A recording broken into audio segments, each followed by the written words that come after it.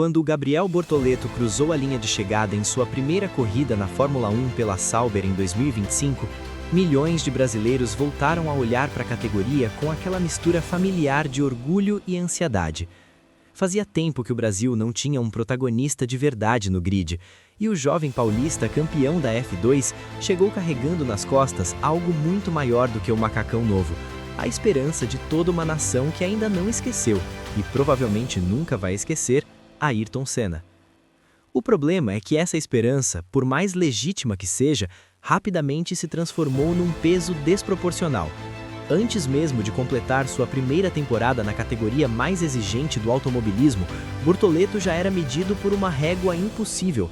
A imprensa, as redes sociais e até os comentários de botequim voltaram ao mesmo exercício um tanto cruel que o Brasil repete há décadas: comparar qualquer talento nacional com o tricampeão de 1988, 1990 e 1991.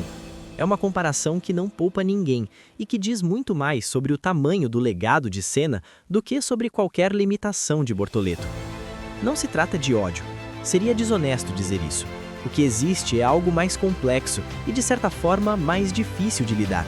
Uma expectativa tão alta que qualquer resultado abaixo do espetacular parece decepção.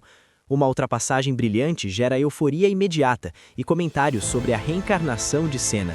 Uma rodada, um erro de estratégia ou uma corrida apagada geram o ceticismo igualmente imediato de quem já estava com o dedo no gatilho da crítica.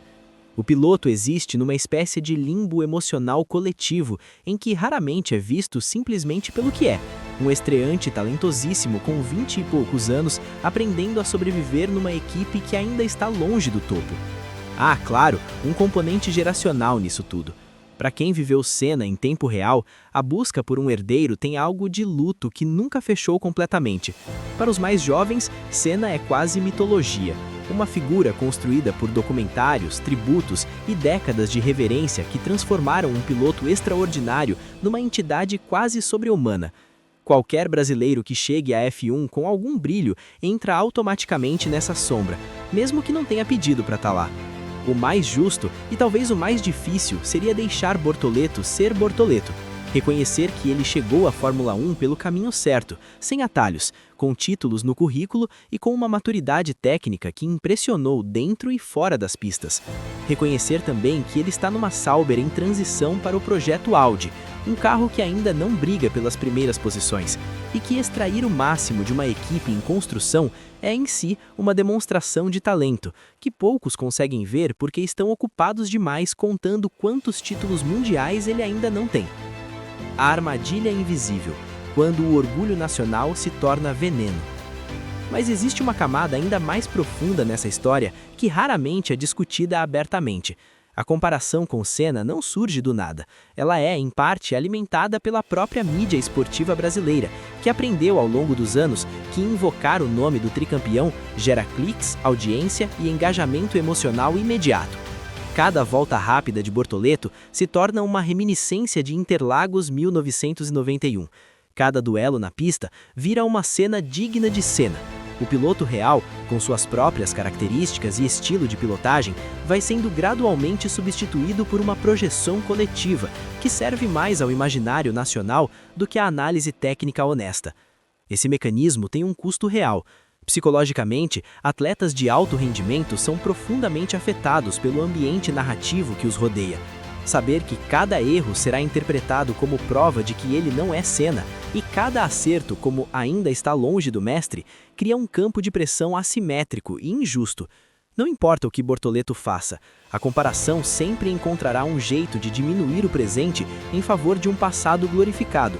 É uma armadilha narrativa da qual é quase impossível escapar, porque a saída exigiria que o público brasileiro fizesse as pazes com a ideia de que Senna foi único, irrepetível, e que isso não precisa ser uma tragédia. Vale lembrar ainda o contexto técnico da situação.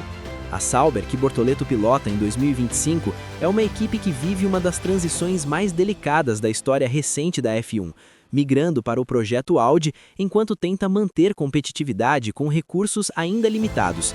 Nenhum piloto, nem mesmo os mais consagrados do grid atual, conseguiria transformar esse carro numa máquina de vitórias no curto prazo.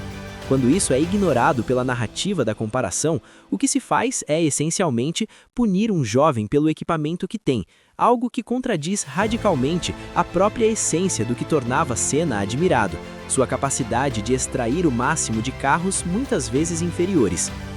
O Brasil precisa de um novo ídolo na Fórmula 1. Isso é real, sentido, humano, mas talvez o primeiro passo para encontrá-lo seja parar de exigir que ele seja outro. Bortoleto tem tudo para construir uma carreira memorável nos próximos anos, mas essa carreira só será verdadeiramente sua se o país aprender a torcer por Gabriel e não pela sombra de Ayrton. O maior adversário desse piloto não está no grid, está nas expectativas que insistimos em projetar sobre ele. E você, o que acha? Essa comparação incessante com Senna ajuda ou afunda os novos talentos brasileiros na F1? Deixe sua opinião nos comentários e compartilhe esse vídeo, porque esse é um debate que o Brasil precisa ter de verdade.